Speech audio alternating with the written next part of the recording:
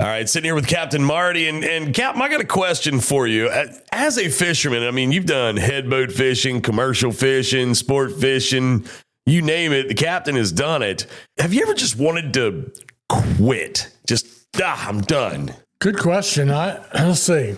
I've been fired in that business once. Okay. And I've wanted to quit a lot, but I think I only officially quit one time. And the story is a good one with my old friend John Bayliss. I'll be back to tell it in just a minute. Frisco Woods Campground, a family-owned gem for over 50 years, offers a perfect getaway on Hatteras Island. Whether you prefer tent camping, electric water sites, RV spots, or primitive camping cabins, there's something for everyone. Guests enjoy free hot showers, a refreshing pool, and breathtaking sunsets over the Pamlico Sound. Nestled in nature yet close to local attractions, Frisco Woods Campground provides a peaceful retreat with modern comforts, making it an ideal destination for outdoor enthusiasts and families alike. Book online at the Frisco Woods Campground.com.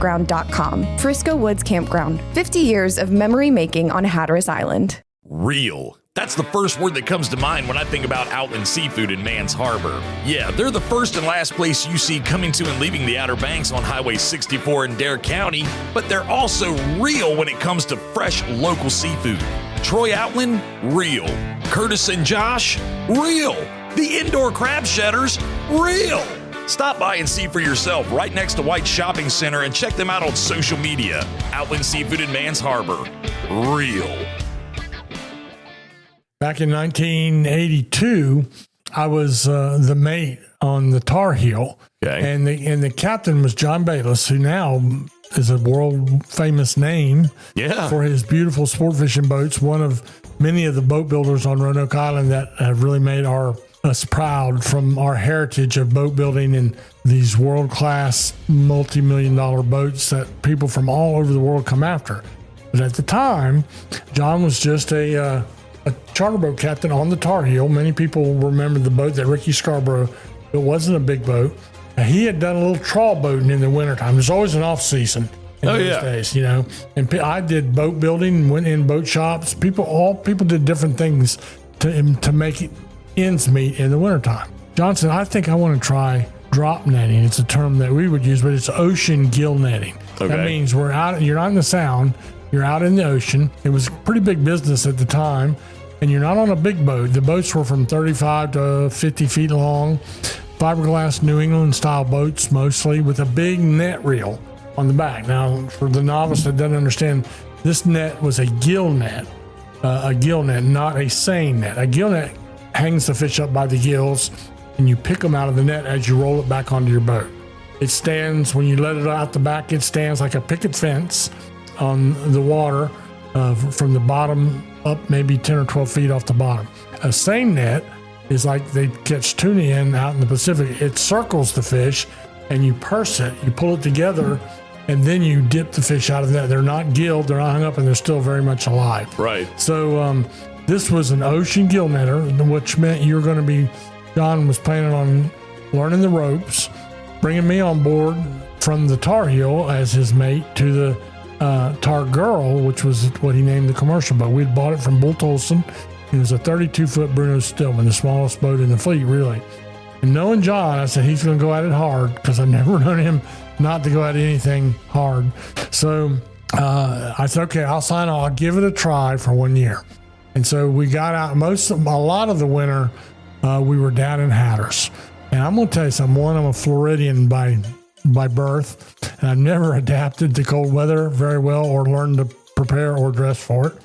Number two, I lived in Manio, he lived in Mans Harbor, so we're 60 miles from the boat most days. So there was always an earlier wake up than everyone else, and then we had to drive down that highway and get down there. But we got through most of the winter, and I knew he was going to be salty. He's a pretty salty guy. You know, we went days with a lot of the other boats laid to the dock, and there's other stories that could come out of that.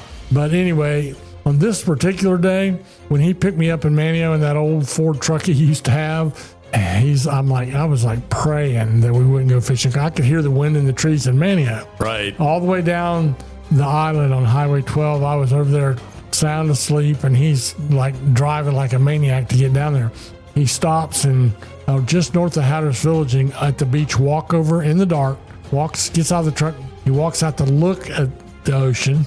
And I'm sitting in the truck like, please be a lot of sea. Please don't let him say we're going fishing. That's not really the best attitude for that kind of work. So he comes back. He's, I think we can make it. Now, keep in mind, the way the beach runs down there is east and west. Right. So this north wind was basically coming off the shore. So he said, I think we can make it. So we went down there that day. I was not, he'll tell you, there were days when I was not in the best mood. And those were the kind of days like I was like, man, what is this guy crazy? So we went down there. We loaded up on the boat. We had to chip ice off the boat. And the boat, even though we had washed down, they smell like vinegar. Because when whatever was on there in the previous days kind of ferments a little bit. And just that smell. And when I picked up my foul weather gear, it was crunchy because of the ice that was on it. Oh, Lord. Anyway, so we went on. We left, us and one other boat, which was Bull Tolson. Go figure. And we had this was his old boat. Went down, went across the bar at Hatteras Inlet, no problem, right at daylight. Went up to what they call the hook. The hook is the very hook of the Cape itself. And we knew that if it blew 20 or 30, we could stay up in the hook and be sheltered in the lee of the beach.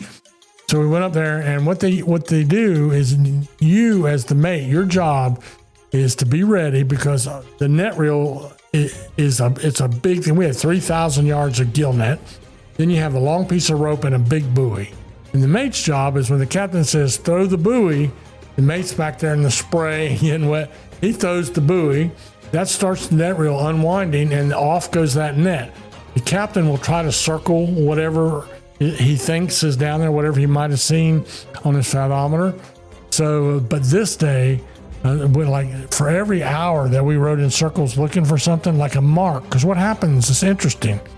These trout and croakers and fish like that, in the wintertime, they go down in these holes and they lay up. So you're looking to find a mark in a slough or a hole, and he couldn't find anything worth setting all that net. So hour after hour went by. The whole time I'm sitting on a bucket behind the net reel, waves just boosh hit me, bouncing me with salt water. Like, I wish this captain would hurry up and find something for us to fish on. Or I wish we'd go back to the dock. This rookie drop net captain, Oh no, trying to outfish bull. And anyway, so finally, I was ready. I was ready to go tell him, John, let's just go home. But did they go home? That is the question. We're going to find out here in just a bit. Teach's Lair Marina in Hatteras Village is the closest spot on the Outer Banks to the Gulf Stream. Just inside Hatteras Inlet, Teach's Lair is fully loaded with bait, tackle, ice, snacks, and drinks for your fun-filled day out on the water. Want to get rigged up to catch the big one? Lee and the gang in the tackle shop can outfit you to catch whatever is eager to get hooked. To see the marina, the tackle shop, or to book a charter, go online to teacheslair.com. Teach's Lair Marina in Hatteras Village. Your fishing venture awaits. So about 3 o'clock in the afternoon, we're riding around, and I'm soaking wet. Look like a raisin sitting back there. And finally, he got a mark on the fathometer.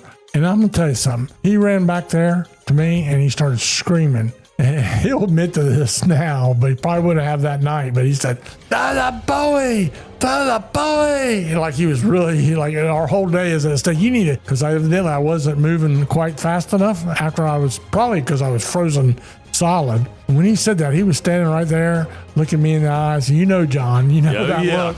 And I'm looking him in the eyes, and that big red polyball, I'm holding that in my chest. And I can't say on our podcast exactly the wording I used, but basically I said I shoved it into his chest while the boat's running in a circle by itself. I shoved it in his chest and said, "You throw the blankety blank." I quit, and I quit right on the spot right there. Left him on the back of his own boat holding the net ball. And let me tell you, we were only 200 yards off the beach, and if the water hadn't been so cold, I probably would have swam to the beach. Wow. And and quit and just hitchhiked back to Manio. Well, anyway, he realized he had pushed me too hard, and this is something he and I did over the year. We've been together a long time, but we never did set on that mark. And finally, I went up in the cabin and sulked like a baby, Finally, he came up there and we did the old classic, "I'm sorry." And then he said, "I'm sorry too." And so he hired me back. he kind of laughed and he said, can I hire you back for the evening? Which he did. And we went about another 10 minutes and made a set on the biggest school trout we made the whole year. And we're out there till midnight picking fish out of our net. But I had quit. Luckily I had an understanding boss, and we were back to working and made a good day's work, which is what happens when you hang around John Bayliss.